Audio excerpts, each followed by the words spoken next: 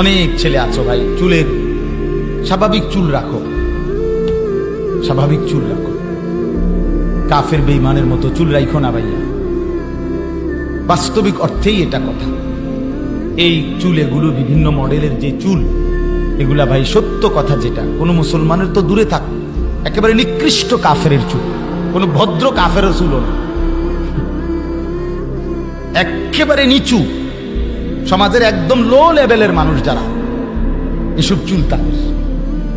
তুমি দেখো গিয়া এই দেশে একেবারে দেশের মধ্যে যারা ডিসি এসপি, যারা মন্ত্রী মিনিস্টার, যারা উচ্চপদস্থ ব্যক্তি, যারা শিক্ষিত রাজনীতিবিদ, শিক্ষাবিদ, গবেষক ইত্যাদি, মানে দুনিয়াবি লাইনেও যারা অনেক প্রতিষ্ঠিত মানুষ, তাদের কারো চুল এরকম বখাটে মার্কা চুল না। তাইলে এটা কি মডেল? যে মডেলের লগে হুজুরদের তো সম্পর্ক নাই, জেনারেল লাইনেরও কোনো ভালো মানুষের সম্পর্ক নাই, তো আমি এটা কি তার মাথা দিলাম?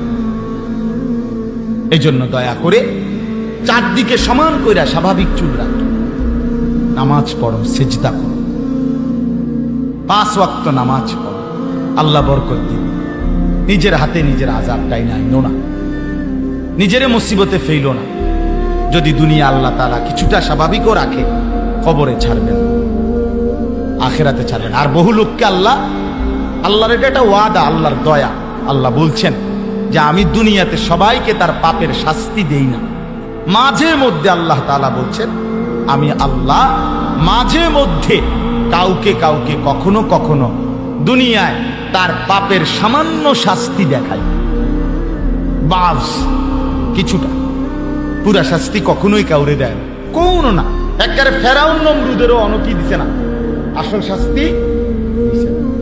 দুনিয়াতে আল্লাহ কাউকে পূর্ণ শাস্তি কি করে না, দেয় না। মূল শাস্তি দিবে কোথায়? আখিরাতে, পরকালে।